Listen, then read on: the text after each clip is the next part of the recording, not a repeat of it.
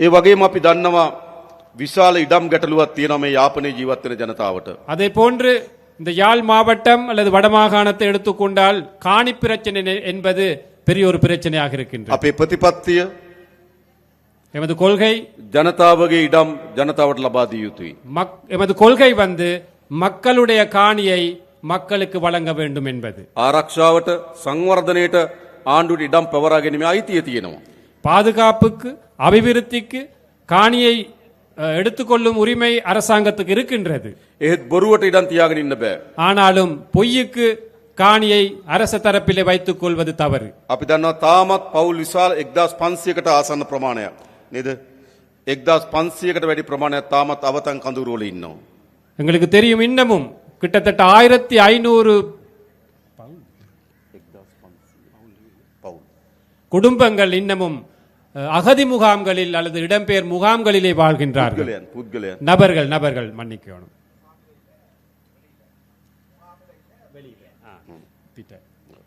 එනිසා ඒගොල්ලන්ට අපි ඉක්මනින්ම තමන්ගේ වාසස්ථාන ලබා දෙන්න කටයුතු කරනවා. ஆகவே அவர்களுக்கும் நிரந்தரமான வீடுகள் வீட்டு வசதிகளை செய்து கொடுப்பதற்காக நாங்கள் முடிவெடுத்திருக்கின்றோம்.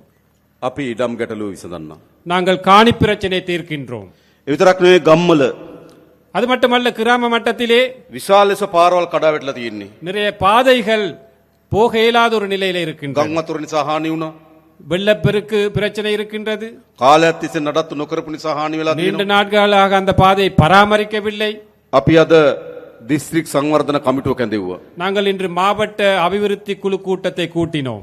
ඒදී අපි මාර්ග සංවර්ධන අදාළ නිලධාරීන්ගෙන් ඇහුවා කීයක් ඕනද පාරවල් හදන්න මේ අවුරුද්දේ හදන්න පුළුවන් ගාන කියන්න. ඒකට අපි සල්ලි වෙන් කරලා දෙනවා. அந்த கூட்டத்திலே கேட்டிருக்கின்றார் எவ்வளவு நிதி தேவை, அந்த பாதைகளை புனரமைப்பதற்கு புதிதாக அமைப்பதற்கு எவ்வளவு நிதி தேவை, அந்த நிதியை இந்த வருடத்திலே வரவு செலவு திட்டத்திலே வழங்குவோம் என்று தோழர் வாக்குறுதி அளிக்கின்றார். පාරවල් ටික හදන්න ඕන. அந்த பாதைகளை அமைக்க வேண்டும். හොඳ පානීය වතුර දෙන්න ඕන. சிறப்பான குடிநீர் வசதியை கொடுக்க வேண்டும். ඒව තමයි ජනතාවගේ ප්‍රශ්න. அவைதான் மக்களுடைய பிரச்சனைகள். ද අපි ආණ්ඩුවක් හදලා තියෙන මොකටද? நாங்கள் ஒரு அரசாங்கத்தை அமைத்திருக்கின்றோம். எதற்காக? ජනතාවගේ ප්‍රශ්න විසඳන්න ආණ්ඩුවක්. மக்களுடைய பிரச்சனைகளை தீர்ப்பதற்கான அரசாங்கம். ජනතාවගේ ආණ්ඩුවක් மக்களுடைய அரசாங்கம் අපි හදලා තියෙනවා. நாங்கள் அமைத்திருக்கின்றோம். අපි දන්නවා දැන් කාලාන්තරයක් තිස්සේ எங்களுக்கு தெரியும் நீண்ட நாட்களாக මේ උතුරු මුහුද இந்த வடமாகாண இந்த கடற்பரப்பு විශාල දීවර ගැටලුවක් තියෙනවා. பெரும்பான்மையான மீன்பிடி கடற்தொழில்களுடைய பிரச்சனைகள் காணப்படுகின்றன. අපේ දීවර ජනතාව එකෙන් විශාල ලෙස බැට කනවා. எமது மீனவர்கள் அதில் கவலைப்படுகின்றார்கள், கஷ்டப்படுகின்றார்கள். මුහුදේ තියෙන පරිසර පද්ධතිය පවා විනාශයට ලක් වෙනවා. அந்த கடல் அடியில் உள்ள அந்த நிலைகள் கூட சுற்றுச்சூழல் கூட அழிவடைந்து අපේ வருகின்றன. දීවරෙන්ට මුහුද යන්න බැරි තත්ත්වයක් ඇති වෙලා තිබෙනවා. எமது மீனவர்களுக்கு கடற்தொழிலுக்கு போக இயலாத ஒரு நிலை இருக்கின்றன. මේ ප්‍රශ්නේ විසඳන්න ඕන. அந்த பிரச்சனை தீர்க்க வேண்டும். අපි ඉන්දියානු රජයත් එක්ක කීප අවස්ථාවකදී සාකච්ඡා කරා. நாங்கள் இந்திய அரசாங்கத்திடம் பல தடவைகள் பேச்சுவார்த்தை நடத்தினோம். නාවික හමුදාවන්ට අපි ආරක්ෂාව තහවුරු කරන්න කියලා නියෝග දුන්නා. கடற்படைக்கு எமது கடற்பரப்பிலே பாதுகாப்பை வலுப்படுத்த வேண்டும் என்ற அந்த கட்டளை நாங்கள் விட்டிருக்கின்றோம். ද පියවරෙන් පියවර படிப்படியாக ක්‍රමානුකූලව මේ දීවරය මුහුණ දී තිබෙන ගැටලුව අපි විසඳන්න කටයුතු කරනවා. இந்த கடற்தொழிலாளர்கள் மீனவர்கள் முகம் கொடுக்கும் பிரச்சனைகளை நாங்கள் தீர்ப்போம். මේ මුහුද තමුන්වහන්සේලාගේ මුහුද. இந்த கடற்பரப்பு என்பது உங்களுடைய கடல். මාළුවන් අල්ලන්න අයිතිය තියෙන තමුන්වහන්සේලාට. மீன் பிடிக்கும் உரிமை இருப்பது உங்களுக்கு. ඒ අයිතිය අපි තහවුරු කරන්න ඕන. அந்த உரிமையை நாங்கள் உறுதிப்படுத்த வேண்டும். ඒ සඳහා අපිට කාලයක් දෙන්න. அதற்கு சில காலங்கள் எங்களுக்கு வழங்குங்கள். හැබැයි විසඳන්න ඕනේ ප්‍රශ්නය. கட்டாயமாக நாங்கள் அதை தீர்க்க வேண்டும், தீர்க்க வேண்டிய ஒரு பிரச்சனை. අපේ දීවර ජනතාව බයෙන් எமது மீனவர்கள் பயந்து මුහුදු යන්නේ නැතුව கடலுக்கு செல்லாமல் මුළු මාළු සම්පතම විනාශ කරමින් ஒட்டுமொத்த மீன் வளத்தையும் அழித்த வண்ணம் නීති විරෝධී ට්‍රෝලර් යාත්‍ර උපයෝග කරගනිමින් சட்டவிரோதமான ட்ரோலர்களை பயன்படுத்தி මේ කරන විනාශය නතර කළ යුතුයි. இந்த அழிவை நிப்பாட்ட வேண்டும். கட்டாயமாக නතර කරන්න ඕනේ නැද්ද? நிப்பாட்ட வேணாமா? வேணும். අපි ඒක කරන්න ඕන. நாங்கள் அதை செய்ய வேண்டும். අපි ඒ සඳහා වැඩ කටයුතු කරමින් ඉන්නවා. அதற்காக நாங்கள் செயல்பட்டு கொண்டிருக்கின்றோம். මොකද මේක අපේ මුහුද අපේ ජනතාව. இது எங்களுடைய மக்கள், எமது கடற்பரப்பு. ඒඳ ප්‍රශ්න අපි විසඳීම සඳහා උපරිම උත්සාහයක් දරනවා. ஆகவே பிரச்சனைகள் தீர்ப்பதற்காக நாங்கள் முழு மூச்சாக செயல்படுவோம். ඒ වගේම පහුගිය මැතිවරණයේදී அதே போன்று கடந்த தேர்தலிலே ජනතාවගේ විශාල උවමනාවක් තිබුණා மக்களுடைய மிகப்பெரிய ஒரு எதிர்பார்ப்பாக இருந்தது. අපේ රටේ මේ දේශපාලන සංස්කෘතිය වෙනස් කරන්න. எமது நாட்டிலே இந்த அரசியல் கலாச்சாரத்தை மாற்றி அமைக்க வேண்டும் என்று. අපේ රටේ දේශපාලනය තිබුණේ எமது நாட்டில் அரசியல் இருந்தது. මහජනයාට වඩා උඩින් ඉන්න දේශපාලනයක්. மக்களை விட மேலாக இருக்கும் அரசியல் தான் எமது நாட்டிலே காணப்பட்டது. මහජනයාත් එක්ක සමීප දේශපාලනයක් නෙවෙයි. மக்களுடைய நெருக்கம் ஒன்று இருக்கவில்லை. නායකයෝ ඉන්නේ ජනතාවට වඩා උඩින්. தலைவர்கள் இருப்பது மக்களை விட மேலாக. මහජනයාගේ ධනෙ විශාල ප්‍රමාණයක් පාලකයෝ නාස්ති කරනවා. உங்களுடைய வரிப்பணத்தை அதிகாரிகள் எவ்வளவு வீணாக்கினார்கள். විශාල ප්‍රමාණයක් හොරකම් කරනවා. அதிகளவானதை களவெடுத்தார்கள், திருடினார்கள். අපි ඒක නතර කරපු ආණ්ඩුවක්. அதை நிறுத்திய அரசாங்கம் ஒன்று எமது அரசாங்கம் என்பது. මේ කංකසන්තුරෙත් හදලා තියෙනවනේ ජනාධිපති මන්දිරය. பெல்வெட்டித்துறை அல்லது காங்கேசன் துறையிலையும் இருக்குதானே ஜனாதிபதி மாளிகை ஒன்று. දැකලා තියෙනව නේද? கண்டிருக்கிறீங்களா? மயிலட்டி. මයිලිටි ප්‍රදේශයේ තියෙනවා. ඔව්. මෙහෙට ජනාධිපති මන්දිරයක් ඕනද? இங்க ஜனாதிபதி மாளிகை ஒன்று தேவையா? මට නම් එපා. தோழருக்கு வேணாமா? ඕගොල්ලන්ට ඕනද? உங்களுக்கு வேணுமா? வேண்டாம். මට එපා. தோழருக்கு வேண்டாமாம் அது. අපි අද දිසාපතිතුමාටත් ආණ්ඩුකාරතුමාටත් කිව්වා ඒකට ගැලපෙන ව්‍යාපෘතියක් හොයලා දෙන්න. අපි ඒකට ජනාධිපති මන්දිරය දෙන්න. இன்று மாவட்ட செயலாளருக்கும் அதே போன்று ஆளுநர் அவர்களுக்கும் கூறினாராம், அந்த மாளிகை தொடர்பாக எதிர்காலத்தில் அதை எப்படி பராமரிப்பதற்கான உரிய திட்டம் ஒன்று அமையுங்கள், அதற்கு ஆதரவு அளிக்கிறோம் என்று. හොඳද? நல்லமா? ඒක යුනිවර්සිටි එකක් දාන්න හොඳයි නම් අපි ඒක කරමු. அதுல பல்கலைக்கழகம் ஒன்று போட வேணுமா இருந்தா அதுக்கு சப்போர்ட் பண்றோம். සංස්කෘතික මධ්‍යස්ථානයක් දාන්න ඕන නම් ඒක කරමු. கலாச்சார ஒரு மண்டபமாக அமைக்க வேண்டும் என்றால் அதற்கு ஆதரவு தெரிவிக்கிறோம். හොඳයිනේ. நல்லமா? මෙහෙ විතරක් නෙවෙයි නුවරඑළිය මාලිගයටත් අපි ඒක කරනවා. இங்கு மட்டுமல்ல, நுவரெலியாவிலும் இருக்கு, அதற்கும் அப்படித்தான் செய்வோம். අනුරාධපුරයකටත් ඒක කරනවා. அனுராதபுரத்தில் இருக்கும், அதற்கும் அப்படித்தான் செய்வோம். මයියංගනයකටත් ඒක කරනවා. மையாங்கனையில் இருக்கு ஒன்று, அதற்கும் அப்படித்தான் செய்வோம். කතරගමයකටත් ඒක කරනවා. கதிர்காமத்தில் இருக்கு, அதற்கும் அப்படித்தான் செய்வோம். මේ හැමතැනම ජනාධිපති මන්දිර. அனைத்து இடங்களிலுமே ஜனாதிபதி மாளிகைகள். அவர் අවතාර කියලා ෆිල්ම් එකක් තිබ්බ නේද? அவதார் என்ற ஒரு படம் இருந்துச்சு, பாத்தீங்களா? අවතාර කමලහාසන් නේ. කමලහාසන් හිටියේ නේද අවතාර? அவதார். ඈ? அவதாரம். අවතාරම්. දස අවතාරම්. தசாவதாரம். ඒ වගේ තමයි ජනාධිපතිත්. නේද? එක එක ස්වරූපයෙන් ඉන්න එක එක මාලිගා. தசாவதாரம் மாதிரி என்ன, ஒவ்வொரு மாளிகைகளும் ஒவ்வொரு ஒரு விதமாக இருக்கிறதுக்கு தான் அதுகளை அமைச்சிருக்கு. අපි ඒක වෙනස් කරනවා. அதை நாங்கள் மாற்றி அமைப்போம். හොඳයිනේ. நல்லந்தானே? රයිට්. ඇයි ඒ? ஏன் அது? මහජනයාගේ දෙන මෙච්චර නායකයෝ නාස්ති කරන්න හොඳ නෑ. மக்களுடைய பணத்தை வீணாக்க கூடாது இந்த தலைவர்கள். මහජනයාගේ ධනය නායකයෝ මෙච්චර වියදම් කරන්න හොඳ නෑ. மக்களுடைய பணத்தை இந்த அரசியல் தலைவர்கள் இவ்வாறு செலவழிக்க கூடாது. අපි දුප්පත් රටක්. நாங்கள் வறுமைக்குட்பட்ட ஒரு நாடு, ජනතාවත් දුප්පත්. மக்களும் வறுமைக்குட்பட்டவர்கள். නායකයා தலைவர் දසවදාර.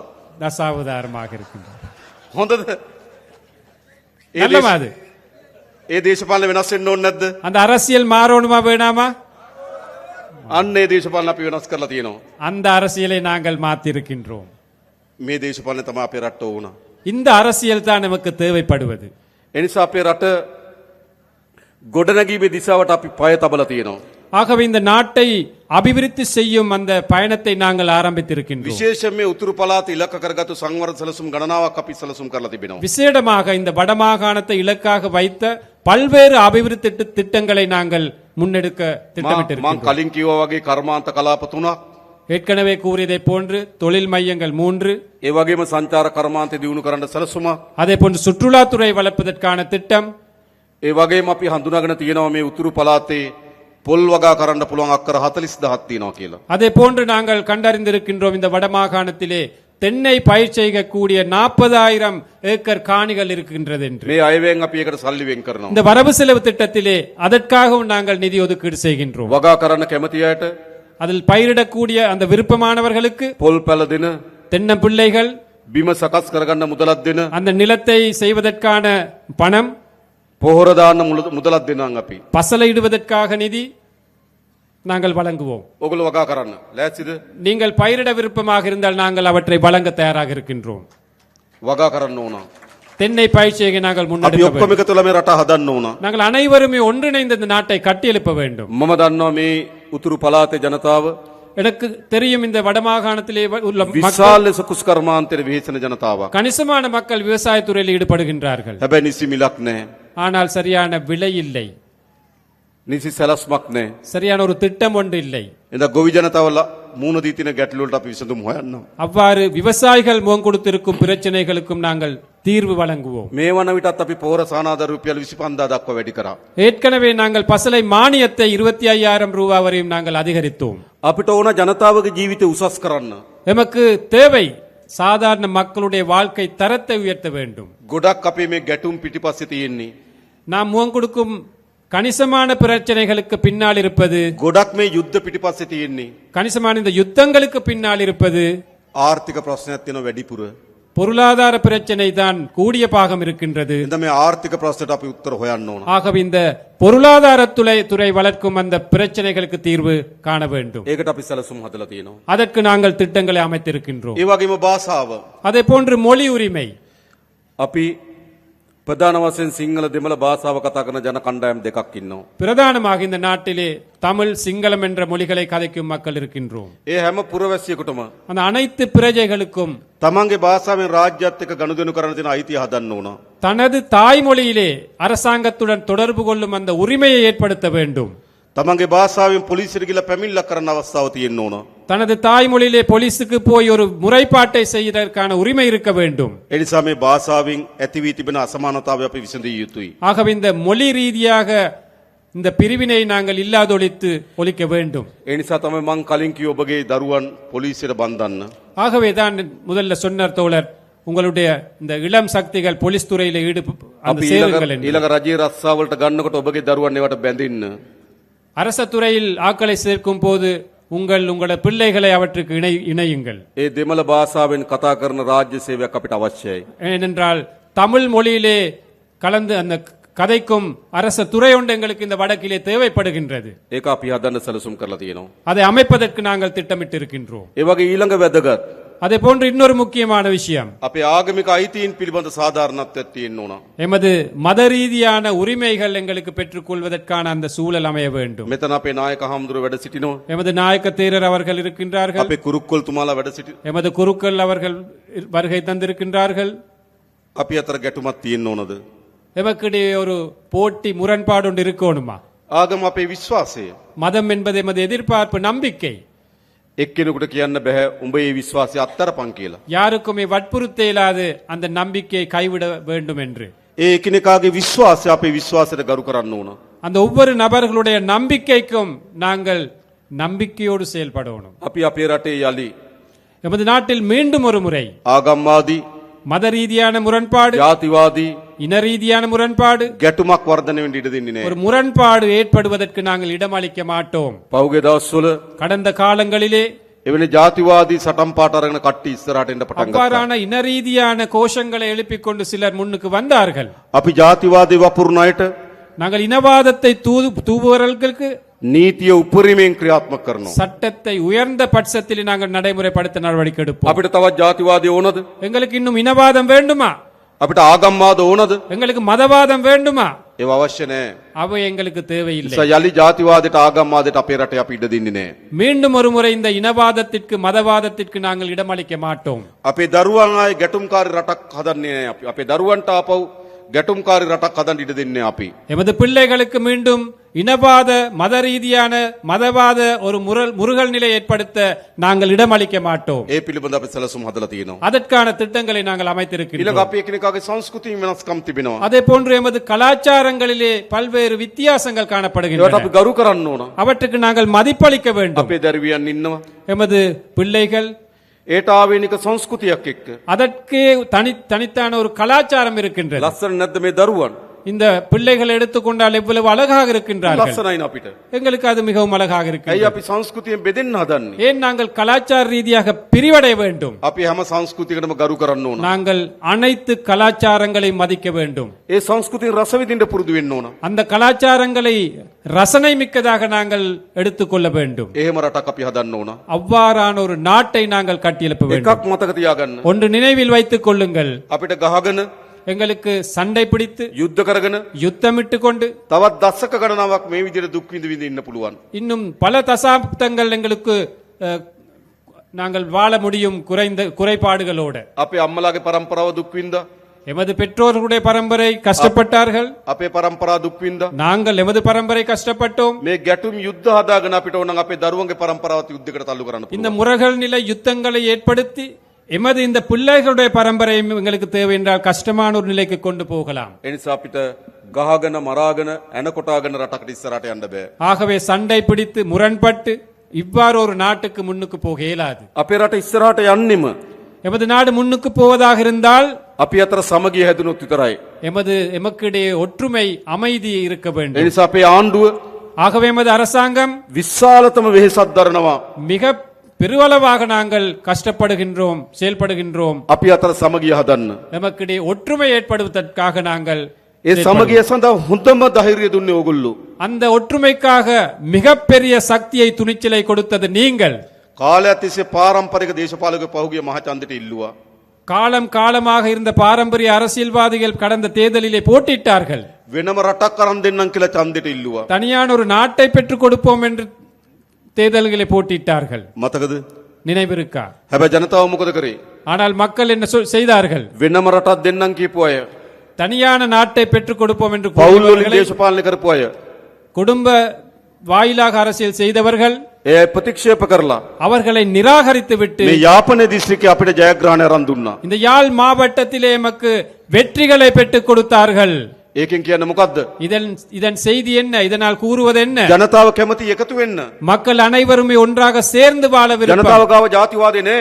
மக்கள் மத்தியிலே இனவாதம் இல்லை. ජනතාව ගාව ආගම්වාදේ නෑ. மக்கள் மத்தியிலே மதவாதம் இல்லை. හැබැයි දේශපාලකයා ගාව තියෙනවා. ஆனால் அரசியல்வாதிகள் மத்தியிலே இருக்கின்றது அந்த அனைத்தும். ඕකයි ප්‍රශ්නේ උනේ. அதுதான் பிரச்சனையாக இருந்தது. උතුරේ දකුණේ வடக்கிலும் தெற்கிலும் දේශපාලකයන්ගේ පැවැත්ම උනේ ජාතිවාදය. அரசியல்வாதிகள் இருப்பாக காணப்பட்டது இனவாதம். දැනුත් නැවත නැවත දකුණේ හිසෝසවන්න උත්සාහ කරනවා. மீண்டும் தென்பகுதியிலே இனவாதம் தலை தூக்க சில செயற்பாடுகள் போகின்றன. දේශපාලකට ජාතිවාදය ඕන. அரசியல்வாதிகளுக்கு இனவாதம் தேவை. ජනතාවට ඕන ජාතිවාදී. மக்களுக்கு இனவாதம் தேவையா? ජනතාවට ඕනද? மக்களுக்கு தேவையா? අපිට ඕන මොකද්ද? எங்களுக்கு தேவை என்ன? ජාතික සමගිය ඕන. தேசிய ஒற்றுமை தேவை எங்களுக்கு. අපි එකතු වෙමු. நாங்கள் அனைவரும் ஒன்று சேருவோம். ආණ්ඩුවක් හදලා තියෙනවා. ஒரு அரசாங்கத்தை அமைத்திருக்கின்றோம். අපි ඔක්කොගේම ආණ්ඩුවක්. எமது அனைத்து மக்களுடைய ஒரு அரசாங்கம். මේ වැලිවැට තුරේ இந்த வெல்வெட்டி துறையில் මේ ජනතාවට වඩා இந்த மக்களை விட වෙනස් පවුල් වලින් අපි ආණ්ඩුව හදපු අය නෙවෙයි. வேறு குடும்பங்களால குடும்ப பின்னணிகளால் அரசாங்கத்தை அமைத்தவர்கள் அல்ல நாங்கள். අපි තමුන්වහන්සේලා වගේමයි. நாங்களும் உங்களை மாறித்தான். නැද්ද එහෙම? அப்படி இல்லையா? එහෙම නේද? ඉතින් අපේ ආණ්ඩුවක් නෙමේක. அப்ப இது எங்களுடைய அரசாங்கம். අපි මේ රට වෙනස් කරමු. நாங்கள் இந்த நாட்டை மாற்றி அமைப்போம். අලුත් යුගයකට ගෙන යමු. புதிய ஒரு யுகத்திற்காக ඒ நாங்கள் නිසා கொண்டு போவோம். තමුන්වහන්සේලා අපි කරේ තිබුණු විශ්වාසය ஆகவே எம் மீது வைத்த நம்பிக்கை අපි බිඳින්නේ නැහැ. நாங்கள் ஒருபோதும் சிதைக்க மாட்டோம். මතක තියාගන්න. நினைவில் வைத்துக் கொள்ளுங்கள். හැමදාම අපේ රටේ දේශපාලකයෝ எப்பொழுதும் எமது நாட்டு அரசியல்வாதிகள் ජනතාවගේ විශ්වාසය බිඳිනවා. மக்களது எதிர்பார்ப்பத்தை சிதைத்தார்கள். අපි මේ විශ්වාසය බිඳින්නේ නැහැ. நாங்கள் ஒருபோதும் உங்களுடைய நம்பிக்கைக்கு சீர்குலைக்க மாட்டோம், நம்பிக்கை சிதைக்க மாட்டோம். තමුන්වහන්සේලා ඉතාමත් දිගු පියවරක් තිබුවා. நீங்கள் நீண்ட ஒரு பயணத்திற்காக அடி வைத்தீர்கள். ඉතාමත් වැදගත් පියවරක් තිබ්බා. மிக முக்கியமான ஒரு அடி வைத்தீர்கள். ඉතාමත් විශිෂ්ට පියවරක් තිබ්බා. ஒரு விசேடமான ஒரு முடிவை எடுத்தீர்கள். එකතු වෙන්න ඕන කියලා තීන්දුවක් ගත්තා. ஒன்று சேர வேண்டும் என்ற அந்த முடிவை எடுத்தீர்கள். බෙදුන එක ඇති කියලා තීන්දුවක් ගත්තා. பிரிந்தது காணும் என்ற முடிவை எடுத்தீர்கள். පෞගිය මහමැතිවරණේ ප්‍රතිඵල වලින් පෙන්වන්නේ මොකද්ද? கடந்த பாராளுமன்ற தேர்தல் பெருபேரில் காட்டுவது என்ன? බෙදනවා වෙනුවට එකතු වෙන්න ඕන කියලා. பிரிப்பதற்கு பதிலாக நாங்கள் ஒன்று சேர வேண்டும் என்பது. එකතු කරන්න අපිට පුළුවන් කියලා විශ්වාසය හැදුවා. அதை இணைக்க எமக்கு முடியும் என்ற நம்பிக்கை ஏற்படுத்தினீர்கள். අපි ඒ විශ්වාසය රකින්නවා. அந்த நம்பிக்கையை நாங்கள் பேணுவோம். මේ රටේ හොරකම නතර කරනවා. இந்த நாட்டின் ஊழலை திருட்டை நாங்கள் நிறுத்துவோம். නාස්තිය නතර කරනවා. வீண் விரயத்தை நிறுத்துவோம். හොරකම් කරපු අයට දඬුවම් දෙනවා. திருடியவர்களுக்கு தண்டனை கொடுப்போம். මොකද කියන්නේ? என்ன சொல்றீர்கள்? ඕනද නැද්ද? நல்லமா கெட்டதா? ඕනද නැද්ද? தேவையா இல்லையா? අවශ්‍යයි. தேவை தேவை. අපේ රටේ දරුවට විදින ඉන්ජෙක්ෂන් එකෙන් හොරකම් කරලා නම් எமது பிள்ளைகளுக்கு குழந்தைக்கு ஏத்தும் ஊசியிலே களவெடுத்திருந்தால், බාල බෙහෙත් ගෙනල්ලා නම් தரக்குறைவான மருந்துகளை இறக்குமதி செய்திருந்தால், ස්පිරිතාලේ හදනකොට ඒකෙන් හොරකම් කරලා නම් வைத்தியசாலைகளில் இருந்து களவெடுப்பதாக இருந்தால், පාර හදනකොට ඒකෙන් හොරකම් කරලා නම් வீதியை அமைக்கும் போது அதிலிருந்து களவெடுத்திருந்தால், කෝටි ගණන් ධනෙ එක්රැස් කරගෙන යන දේශපාලකයෝ கோடிக்கணக்கான நிதியை அரசியல்வாதிகள் ஒன்று சேர்த்திருக்கின்றார்கள். ඒ ගැන පරීක්ෂණ කරන්න ඕනේ නැද්ද? அது தொடர்பாக விசாரணை நடத்த வேண்டுமா வேண்டாமா?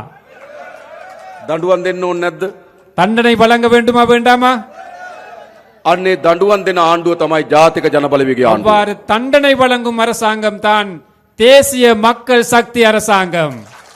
දැන් දූෂණයට සම්බන්ධ වෙන අය එක්කම එකතු වෙලා இப்போது அந்த ஊழல் மோசடிகளிலே தொடர்புடைய அனைவரும் ஒன்று சேர்ந்திருக்கின்றார்கள். පහුගිය මැතිවරණ වේදිකාවේදී கடந்த அரசியல் மேடையிலே ගොඩක් වේදිකාවලට බෙදිලා හිටියා. பல மேடைகளிலே பிரிந்திருந்தார்கள்.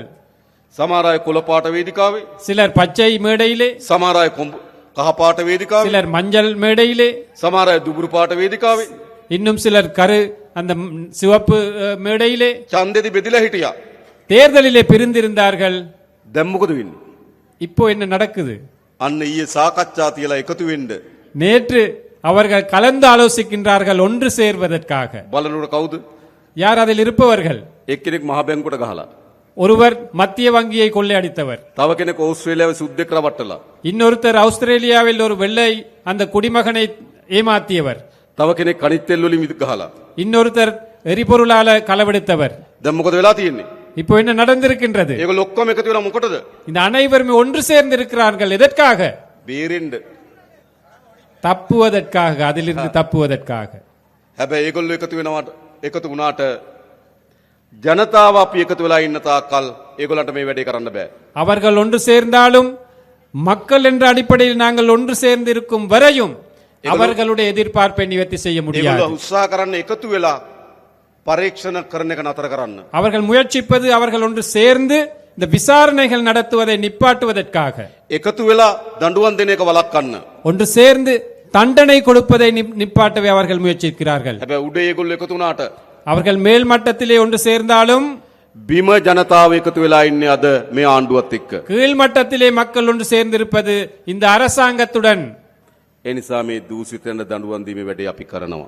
ஆகவே நாங்கள் இந்த ஊழல் மோசடியாளர்களுக்கு தண்டனை வழங்கும் அந்த செயற்பாட்டை கட்டாயமாக நாங்கள் முன்னெடுப்போம்.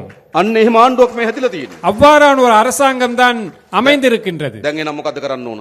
ஆகவே இப்போது என்ன செய்ய வேண்டும்? අපි ඔක්කොම එකතු වෙමු. நாங்கள் அனைவரும் ஒன்றாக சேர்ந்து විශ්වාසය තබමු. நம்பிக்கையோட අත්නොහැර ඉස්සරහට යමු. கைவிடாமல் முன்னோக்கி போவோம். අපි හරියට සැලසුම් හදලා நாங்கள் சரியான முறையிலே திட்டமிட்டு අවුරුදු කීපයක් අත්තරින් නැතුව වැඩ කරොත් பல வருட காலமாக நாங்கள் தொடர்ச்சியாக வேலை செய்வோம். අපේ මේ රට දියුණු රටක් බවට පත් කරන්න පුළුවන්. நாங்கள் இந்த நாட்டை ஒரு அபிவிருத்தி அடைந்த நாடாக மாற்றலாம். නැවත දූෂිතයන්ට, மீண்டும் ஊழல் மோசடியாளர்களுக்கு, නැවත හොරුන්ට, மீண்டும் திருடர்களுக்கு, නැවත අපරාධකරුවන්ට மீண்டும் குற்றவியல் செய்பவர்களுக்கு මේ රට ඉඩක් දෙන්න එපා. ஒரு போதும் இடமளிக்க வேண்டாம் இந்த நாட்டிலே. ආයෙ ගේනවද? மீண்டும் ஒரு முறை அவங்களை நாங்கள் ගේනවද? பாராளுமன்றத்துக்கு கொண்டு வருவோமா? නෑ මේක වෙනස් කරමු අපි. ஆமாம், நாங்கள் இதை மாற்றி அமைப்போம். ඒ වෙනුවෙන් අපි හැමදෙනාම එකතු වෙමු. நாங்கள் அனைவரும் இதற்காக ஒன்றுபடுவோம். ඉතින් අපිට විශාල සතුටක් තියෙනවා. நமக்கு மிகப்பெரிய ஒரு மகிழ்ச்சி இருக்கின்றது. මේ වැලිවැටි තුරේ இந்த வெல்வெட்டி துறையிலே මේ දහස් ගණනක් අම්මලා තාත්තලා එකතු වෙලා இந்த ஆயிரக்கணக்கான பெற்றோர்கள் இணைந்து අපිට සවන් දෙන්න අවිල්ලා තියෙනවා. எம்மை செவிமடுப்பதற்காக අපිට வந்திருக்கின்றீர்கள். කතාබහ කරන්න අවිල්ලා තියෙනවා. எம்மோட கலந்தாலோசிப்பதற்கு வந்திருக்கிறீர்கள். අපි විශ්වාස කරලා තියෙනවා. எம்மை நம்பி வந்திருக்கிறீர்கள். මේක සතුටුයි ගොඩක්. இது மிகவும் மகிழ்ச்சியாக இருக்கின்றது. බොහොම ස්තුතියි හැමදෙනාටම. அனைவருக்குமே மிகவும் நன்றி. நன்றி வணக்கம். நன்றி வணக்கம் என்று கூறிக்கொண்டு தோழர் விடை பெறுகின்றார். ஆகவே இந்த கூட்டத்தின் நிகழ்வுகளுடன் இத்துடன் நாங்கள் முடிவுக்கு கொண்டு வருகின்றோம். இங்கு வருகை தந்த அனைவருக்குமே நன்றி கூறிக்கொண்டு நாங்கள் விடை பெறுகின்றோம். நன்றி வணக்கம்.